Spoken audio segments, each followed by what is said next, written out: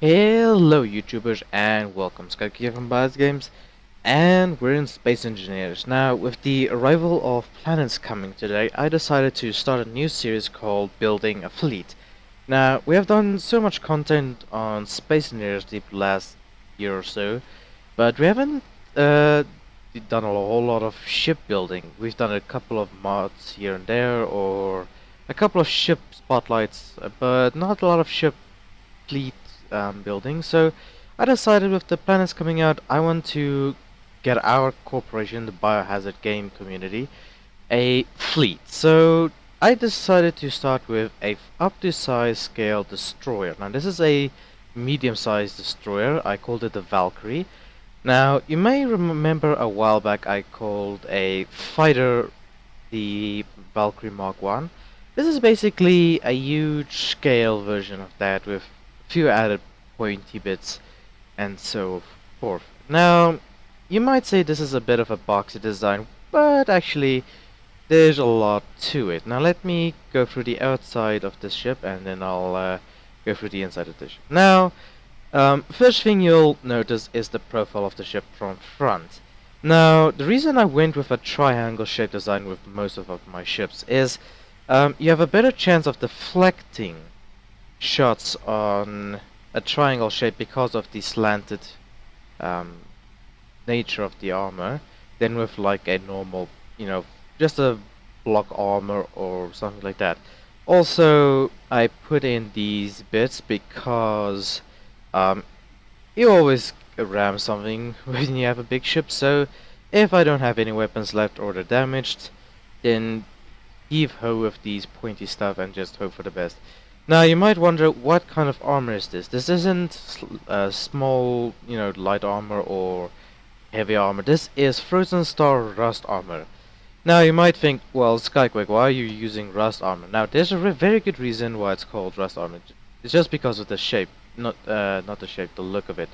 But actually, this stuff is very strong. As you can see, it has 300 steel plates, whereas your normal, hold on, once it's loaded in.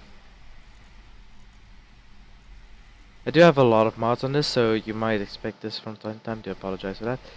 Well, the normal heavy armor block is just 150 steel plates and 50 metal grids. So basically, 150 steel plates more. Not metal grids, but the steel plates do add up. I can assure. Okay, wrong button. Now, basically, the reason why I chose this armor is because this armor is going to be for all my prototype ships. This is a prototype ship in all of its wonder. This isn't going to be a mainstream ship for the fleet. It's going to be either a one-off or just a couple of ships to support the fleet. Now, the other reason why I use this armor is because it's actually cloak or stealth efficient. So I actually tried this out. It actually works. If you say attack one of the fleets, one of those ships coming by, the transport ships or whatever, and you turn off everything that you want.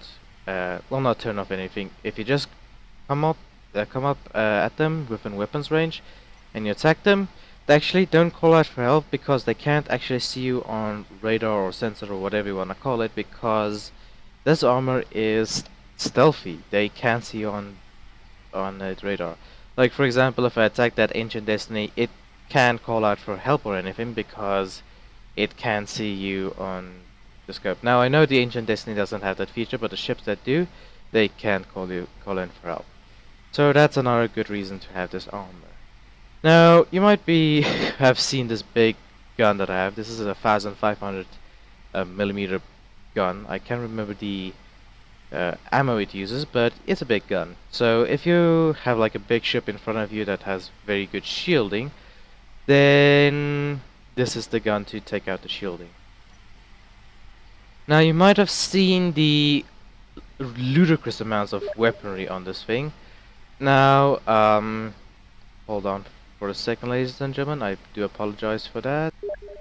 I apologize for that, ladies and gentlemen, but sometimes people don't get the message that you're recording. So, now, where was I? Oh yes, ludicrous amounts of weaponry. Now, this thing has point defenses. It has these 15.5 centimeter battleship guns.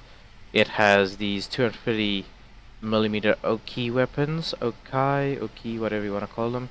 Uh, Radar guided rocket turrets, missile turrets, Mac launchers, Mac guns, missile turrets, and a ludicrous amount of anti-missile and anti-small ship capabilities. Now, I'll take you through these. Now, the big guns are obviously now for bigger ships with a slower rate of movement. These guys are effective for that, but if you have, say, fighters or incoming missiles that need to be taken out, then these guys are very effective. I believe these are the 23mm OK weapons as well. But anyways, yeah, so I have the smaller, I believe these are the 12.2mm battleship guns, which have a better turn rate, and they're all AI controlled, but I do have them set up so you can control them manually if need be. So on the wings, I have ludicrous amounts of stopping thrusters, and I believe these are the torpedo launchers. I can't remember which ones.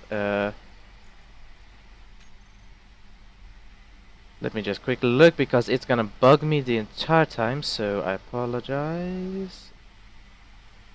Really, you've got to be kidding me. Okay, but anyways, these are lock-on missiles, 9 in each wing.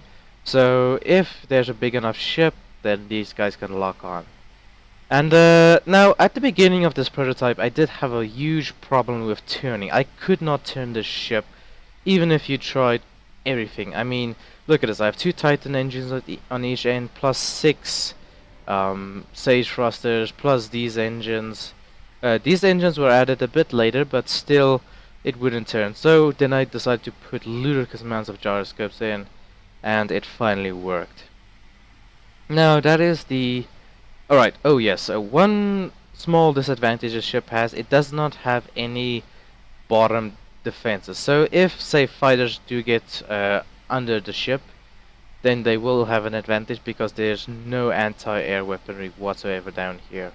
So that is one disadvantage, but that also gives it a thing that it needs to look out for to take out ships before it gets too close.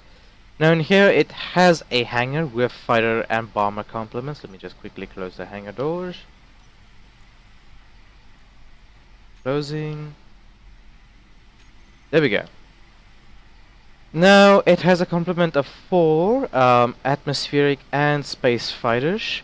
Now these guys are fully survival ready, so I can, when planets come out today, I will be able to go to a planet, land, everything. Now these are short range fighters, they won't be able to, you know, go long distances, distances, I apologize.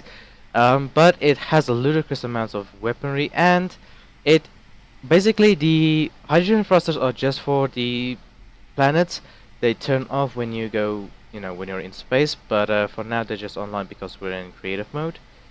Now the ion thrusters are good for, you know, in battle systems in space, but when you have hydrogen and the ion thrusters, they do make a very good combo. Now as you can see, I've also lined it with the Frozen Star armor, which gives it a very good protection against the enemy fighters and also larger ships because it has the Bulldog Gatling guns, the big, what was it called again? I cannot remember. I do apologize, I'm so bad with names. The ISM Longbow, the ISM Bulldog Gatling gun, which is very effective against smaller fighter ships. And then I have 2 Sidewinder missile pods on the sides for good lock-on targeting. So 4 of these for fighter interceptor purposes and landing. And then I also have 4 these I call the A20G Wildstar bomber slash gunships. They have 7 Sidewinder missiles, no other offensive weaponry. Now these Sidewinder missiles do pack a big punch, especially if you have 4 of them. And I'll demonstrate these guys on a later date, on a later spotlight. But for today, it's just the big ship itself. Now over here we have the engine room. Now you might say, but that's a bit surely designed for what if they, you know, board the ship and you have the engine room.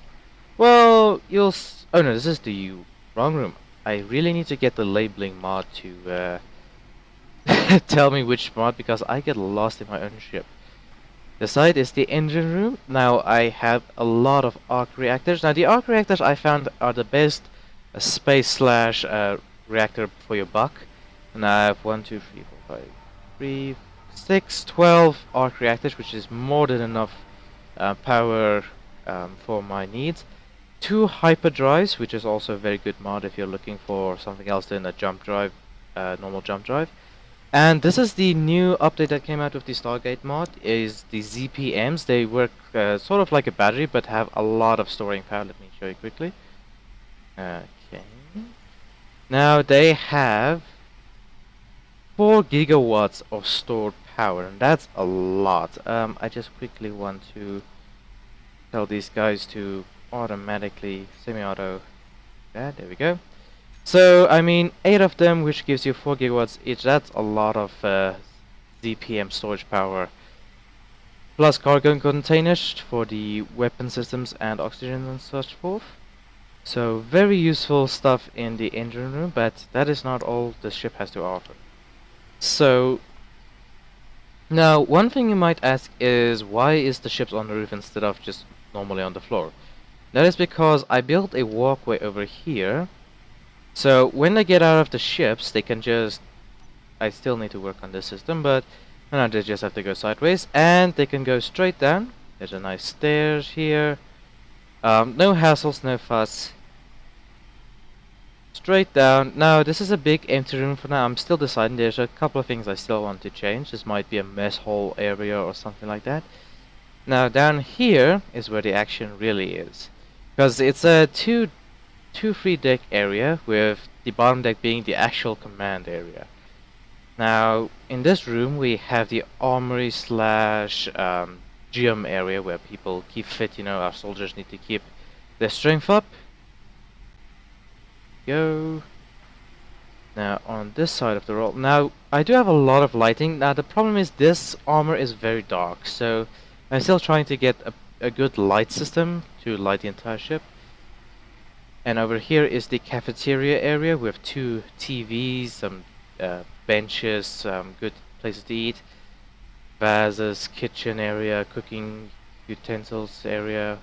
So everything a ship of this size would need and want. Why did my jetpack go on? And over here is the living quarters of the ship. Now blue is for the command units, command staff like the captain and the other personnel of the ship sleep here.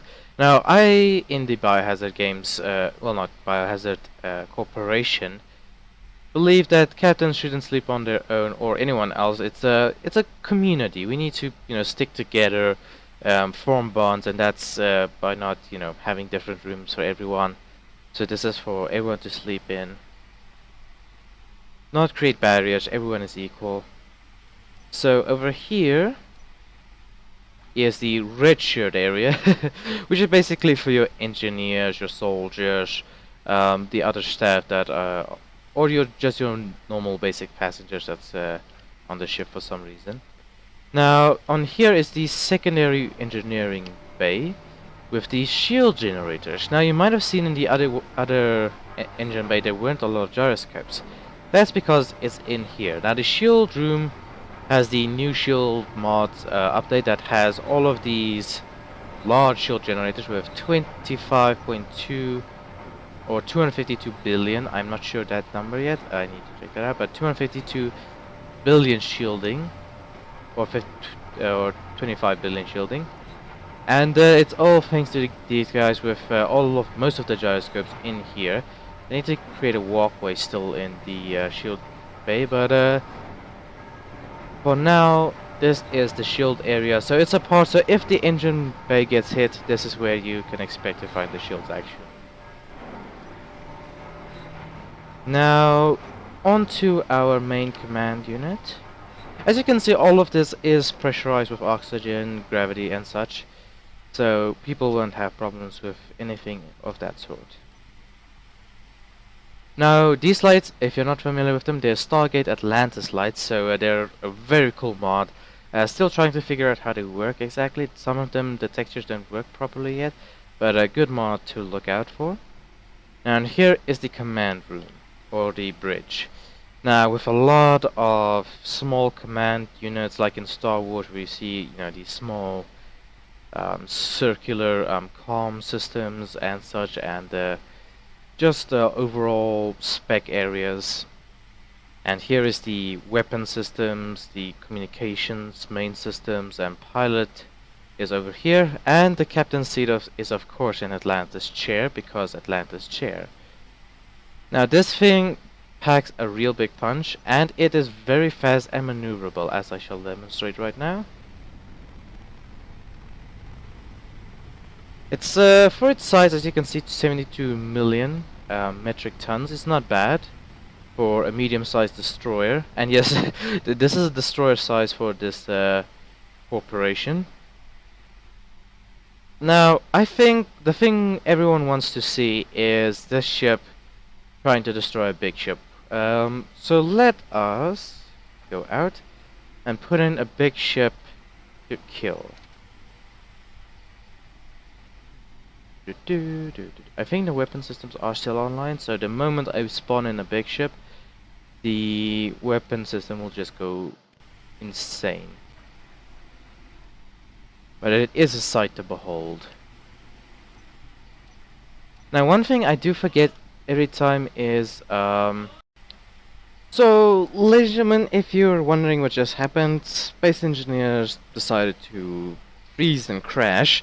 So for you, nothing happened, but it has been for me 2-3 minutes, getting back in the game, reloading the game, and the saved game. So, but I'm out of the ship and ready to spawn in a normal generic red ship.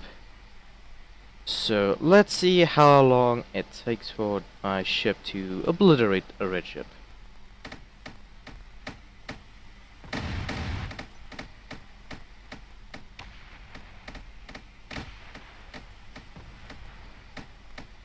And this, oh, this is just the main guns firing, by the way.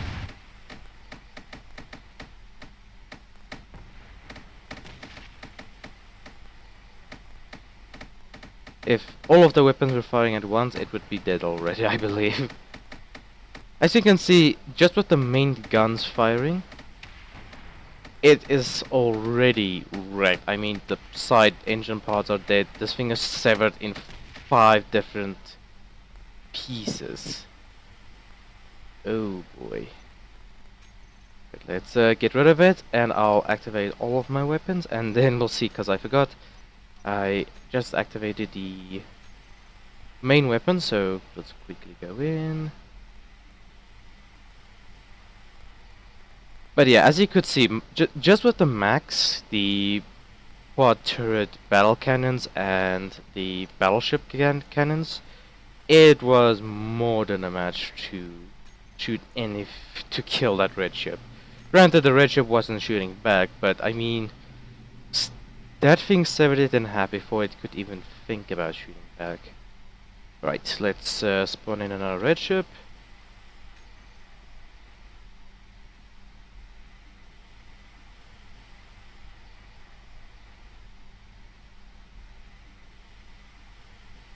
Okay. In 3, 2, 1, let's... Oh boy! Look at just that stream of weapons fire.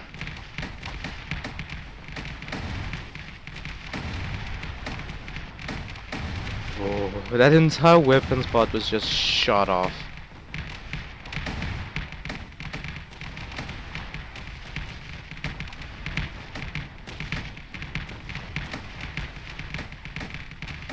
Oh, that I do like.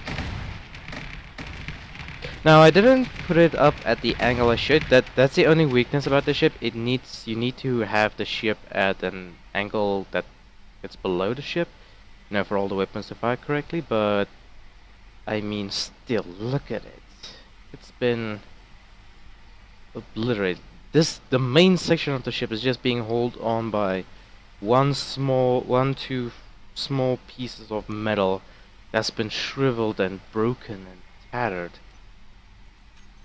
So yeah, I'm going to be putting this on the Steam Workshop as the Valkyrie medium destroyer, but I'll put that in the link in the description below. But definitely, if you want to try this thing out, do do check it out. It's a really cool ship, and I'm would be really interested to see if you guys have any better ideas with it, because this is by far not the prettiest ship or the best design ship.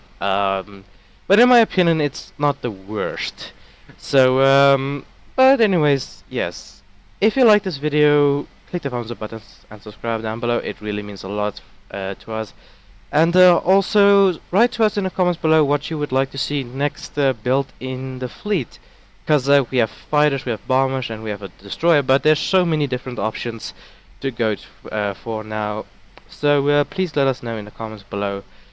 But definitely we'll hope to see you next time, but for now we have to say goodbye. Take care and goodbye.